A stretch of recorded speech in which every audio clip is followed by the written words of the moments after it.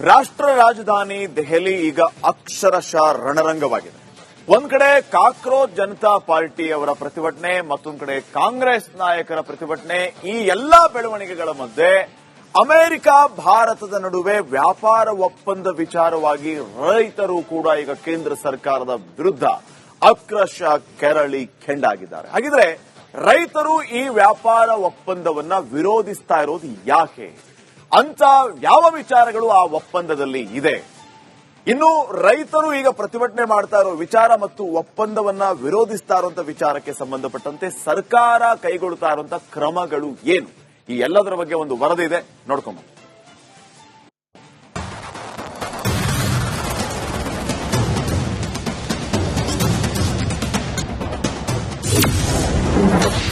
ಮೋದಿ ಸರ್ಕಾರದ ವಿರುದ್ಧ ಮತ್ತೆ ರೈತ ಕಹಳೆ.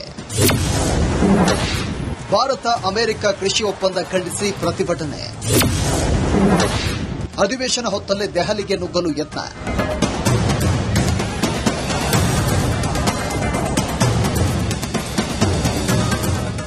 ರಾಷ್ಟ್ರ ರಾಜಧಾನಿ ದೆಹಲಿಯಲ್ಲಿ ನಿನ್ನೆಯಿಂದ ಮುಂಗಾರು ಅಧಿವೇಶನ ಆರಂಭಗೊಂಡಿದೆ. ಸಂಸತ್ ಅಧಿವೇಶನ ಹೊತ್ತಲ್ಲೇ ಮೋದಿ ನೇತೃತ್ವದ ಕೇಂದ್ರ ಸರ್ಕಾರಕ್ಕೆ ಸಾಲು ಸಾಲು ಪ್ರತಿಭಟನೆಗಳ ಬಿಸಿ ತಟ್ಟಿದೆ. ಅಧಿವೇಶನದ ಮೊದಲ ದಿನವಾದ ನಿನ್ನೆ ನೀಟ್ ಹಗರಣ ಖಂಡಿಸಿ ಕಾಕ್ರೋಚ್ ಸೇನೆ ಕಹಳೆ ಊದಿತ್ತು. ಇಂದು ರೈತರು ಕೂಡ ಕೇಂದ್ರದ ವಿರುದ್ಧ ರೊಚ್ಚಿಗೆದ್ದಿದ್ದು ದೆಹಲಿಯತ್ತ ದಾಂಗುಡಿ ಇಟ್ಟಿದ್ದಾರೆ.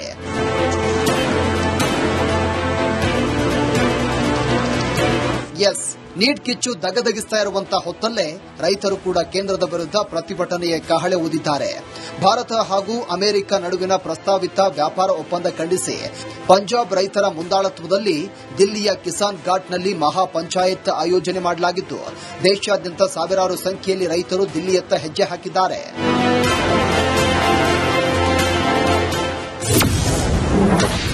ಪಂಜಾಬ್ ಹರಿಯಾಣ ಗಡಿಯಲ್ಲಿ high drama.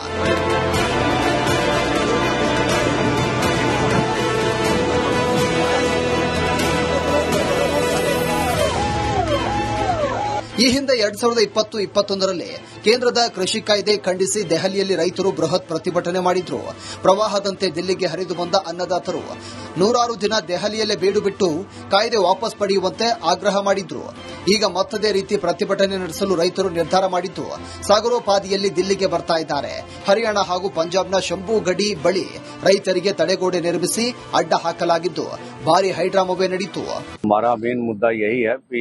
Bharat America trade deal रद्द होनी चाहिए.